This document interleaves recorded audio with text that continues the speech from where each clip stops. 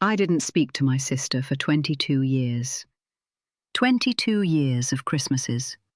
22 years of her children growing up without knowing me. 22 years of silence over something I cannot fully explain anymore. I'm 86 years old. And I want to tell you what holding that grudge actually cost me. Not because I want your sympathy. Because I don't want you to spend 22 years finding out for yourself. My name is Ruth. Born 1940 in Jackson, Mississippi. I was a school principal for 35 years. 600 children, 40 staff. I ran a tight ship. I believed in order, accountability, fairness. And in 1987, my sister Clara and I had a fight. I won't tell you what it was about. Not because I'm protecting her, because it doesn't matter anymore. And because I have learned, in the most painful possible way, that the subject of the argument almost never is what the argument is actually about. What I will tell you is this. I was right. I was absolutely, provably, factually right. And I use that rightness like a weapon. This is Clara and me, 1982, 5 years before the fight. Look at that. We were close. People used to say we finished each other's sentences. After 1987, I didn't call her, she didn't call me, and every year that passed made it harder to be the one who called first. Because calling first meant admitting that 22 years of silence had been a choice I made, and I wasn't ready to admit that. I want to tell you something that no one talks about honestly. A grudge is not just an emotion. It is a physical condition.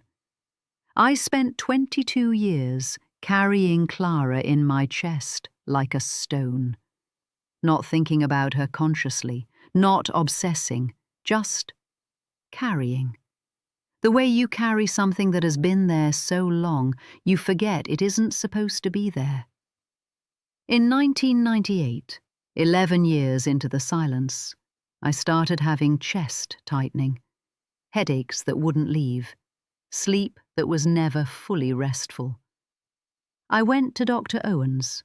He ran his tests, said it was stress and age, gave me 3 different prescriptions. I took them for 2 years. None of them worked, because none of them addressed what was actually wrong.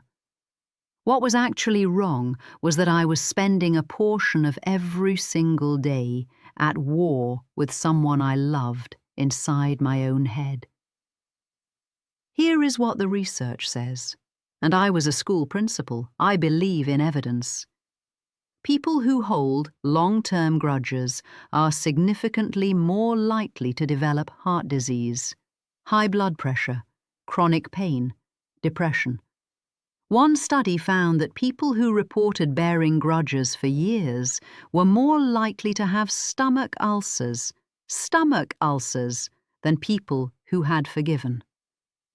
Your body is keeping score, even when your mind thinks it has moved on. A grudge is a prison. The door was never locked. I just refused to leave. In 2009, I almost called Clara.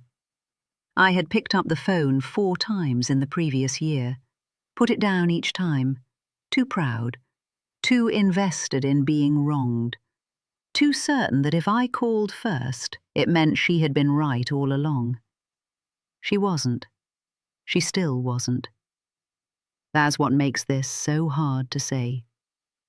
In the summer of 2009, I wrote her a letter, a real one, 3 pages. Not an apology exactly. A beginning, an opening. I didn't send it. I told myself I'd send it when the time felt right. This is the letter. I still have it. I never sent it. On a Tuesday morning in October 2009, my phone rang at 7:15. It was Clara's daughter, my niece, whom I had not spoken to in 22 years. She told me Clara had passed in her sleep. Heart attack. She was 71 years old. I sat at my kitchen table for 4 hours without moving. Not because I was grieving Clara. I was grieving Clara. But what I was sitting with was something else entirely. I was sitting with the knowledge that I had chosen 22 years of silence. That I had held the letter. That she had died not knowing I was sorry. There is no version of that becomes okay. I have spent 17 years since then learning to live with it. But it does not become okay. I want to tell you what I understand now that I did not understand for 22 years. Holding a grudge is not about the other person. It never was. Clara could not feel my resentment. It did not inconvenience her. It did not keep her up at night. She had her life, her children, her grandchildren, her Christmases. The only person who lived inside that grudge every single day was me. This is my colleague Denise. We taught together for 20 years. Denise held a grudge against her brother for 31 years over an inheritance dispute.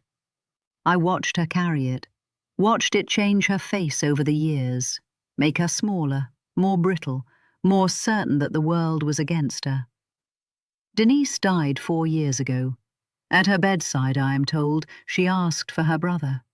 He came, he held her hand, and whatever she said to him in those last hours, she said it. But she had given 31 years to the silence first. I have thought about Denise a great deal, about the 31 years she could have had if she had just picked up the phone. The average adult right now is carrying 7 grudges. 7. And a third of those people cannot remember what they are even angry about. You are carrying something that is costing you your health, your sleep, your relationships, and your peace of mind.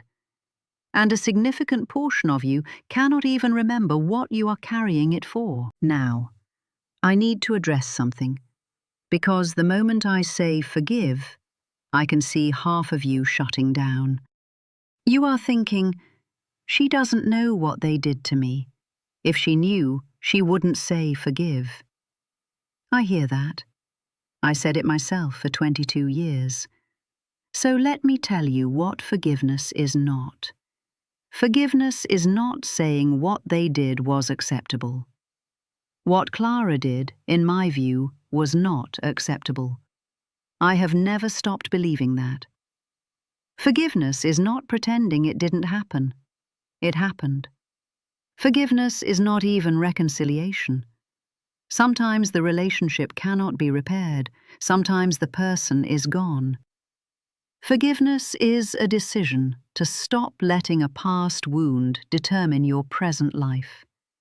It is removing someone from the position of power they have occupied in your mind for however many years you have been giving them that power. Clara had enormous power over me for 22 years. Not because she had done anything in that time, because I had given it to her. Every time I didn't call, every Christmas I spent aware of her absence, every time I thought about her and felt the stone in my chest, I was handing her power she did not even know she had. When I finally understood that, when I really understood it, I was furious at myself, not at Clara, at myself, for wasting 22 years being the warden of a prison I had built to punish someone else. I'm going to ask you to do something before this video ends. Think of one person. 1. Someone you have not spoken to, someone you have been right about, someone whose name you feel when you press on the stone in your chest. I'm not asking you to forgive them today. I'm not asking you to call them today. I'm asking you to admit to yourself that you are the one choosing to carry this. That is the first step, the only one that matters right now. This is my daughter Patricia and me, taken last year. I told her about Clara, everything, the letter, the phone call, the years. She listened for a long time. Then she said, "Mama, who are you still carrying right now?" She knows me well. I thought about it for a week. Then I made 2 phone calls. I'm 86 years old. I do not know how much time I have, but I can tell you this. The stone in my chest is lighter than it has been in 40 years. Not because everything is resolved, not because I am at peace with all of it, but because I am no longer the warden. And that is worth more than being right ever was. A grudge is a prison. The door was never locked. I spent 22 years refusing to leave. My sister died while I was still deciding whether to walk out. You have someone. I know you do. Pick up the phone, write the letter, send it this time, not for them, for the version of you that deserves to stop carrying this. If someone came to mind while you were watching this, that is not a coincidence. That is your answer. Share this with one person who is still in the prison. And subscribe. I have more to say to the people who are ready to hear it.